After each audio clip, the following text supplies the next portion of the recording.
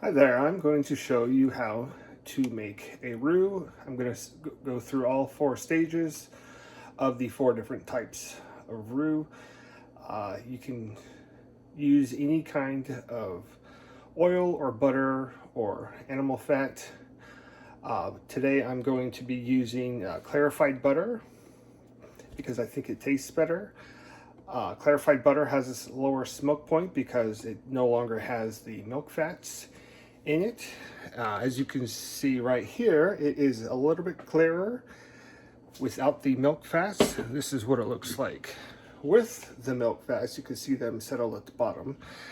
So that's what I'm going to be using. I'm going to use a 1/2 cup of clarified butter and a 1/2 cup of flour. You want to use equal parts of whatever fat or oil or butter mixed with equal parts flour. So I'm going to go ahead and get started. So here we have our 1/2 cup of flour and our 1/2 cup of clarified butter.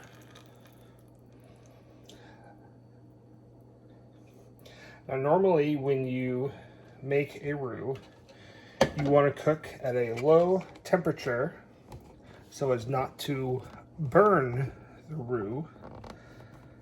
And I'm going to start out with kind of a low temperature, but I will increase it for my own purposes because I have made roux probably about 100 times. So you'll start out mixing both the clarified butter or whatever oil or animal fat you use with the equal parts flour. Get them nice and mixed together. There will be some lumps, but eventually they will go away as it cooks and as it heats up.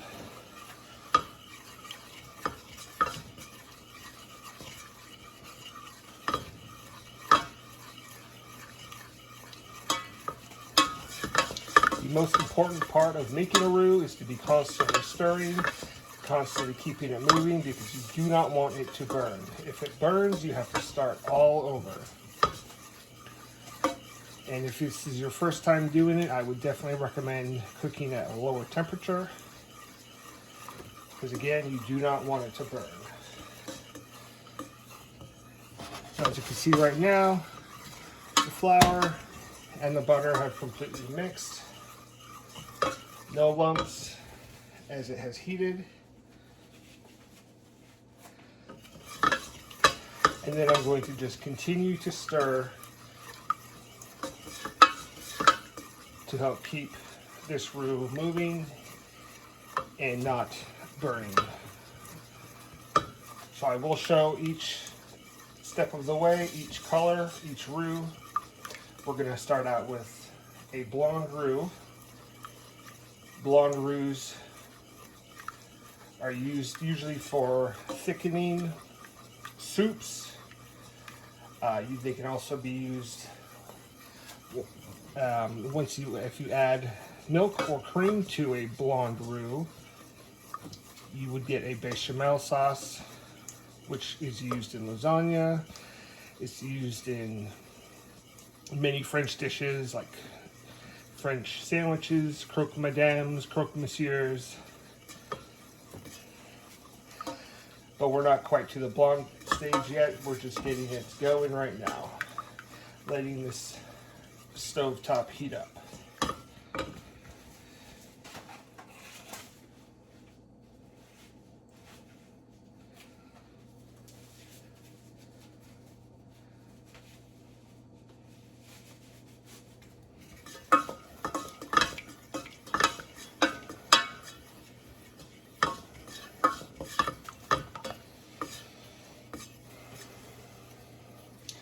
This can be very time consuming.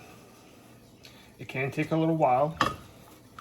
I would recommend getting anything and everything done beforehand so that you do not have to step away from the stove, from stirring.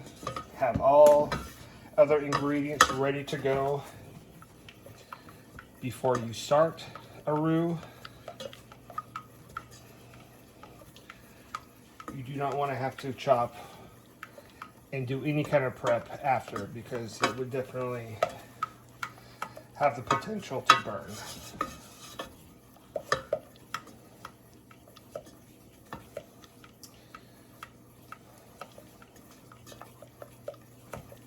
So I'm just going to keep on stirring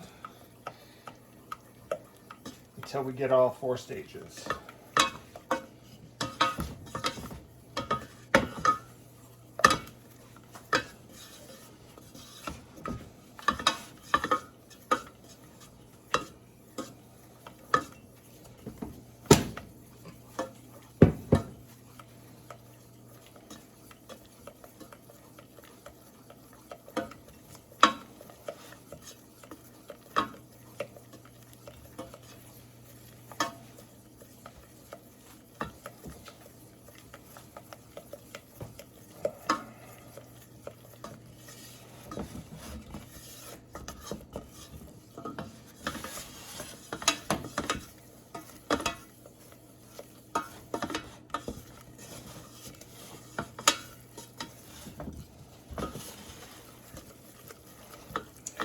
The roux is starting to foam, which is a good indicator that it is cooking the flour.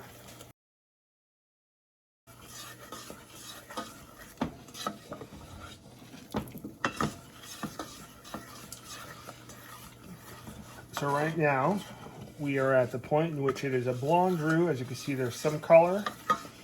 You can't smell it, but there is a little nuttiness scent going on. If I wanted to make a mac and cheese, I would add some milk or cream and then some cheese.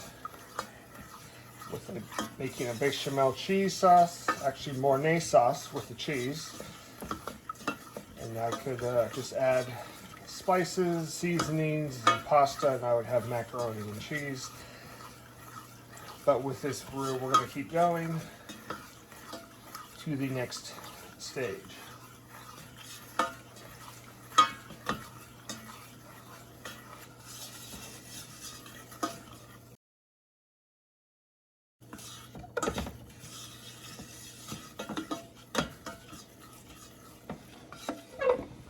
So right here, we're at the what I call a peanut butter phase. So it's starting to look like the color of peanut butter. It's kind of a light brown. This stage is used mostly for gravies and sauces. So like with Thanksgiving coming up, you could use this to be the thickening agent for your gravy.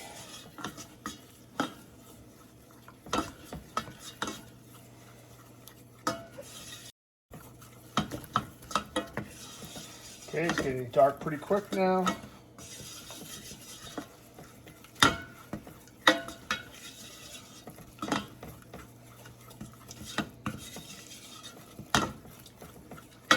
This is the brown stage.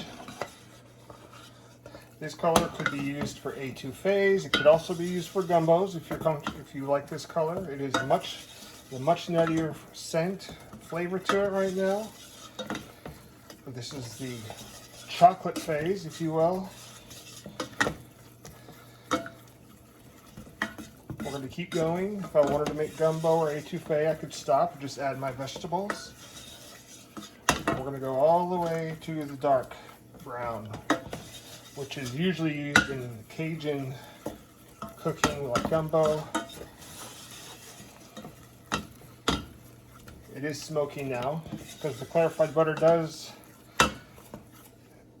have a different smoke point than regular oil or animal fats. But again, you gotta be very quick and careful.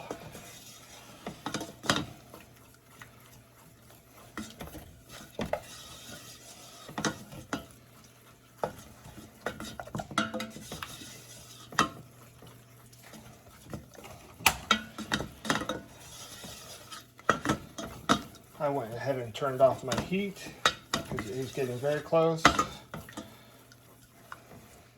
Residual heat from the pan and the stove will continue to cook.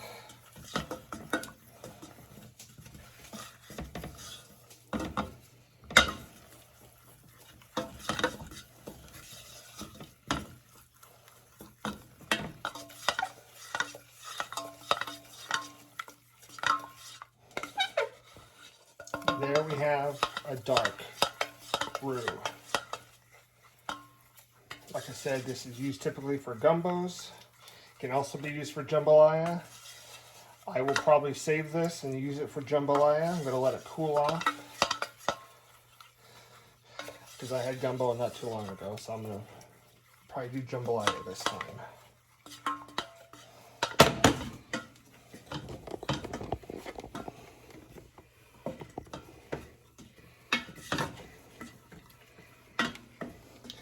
But that is how you make a roux with all 4 colors, all 4 types. All 4 have different uses.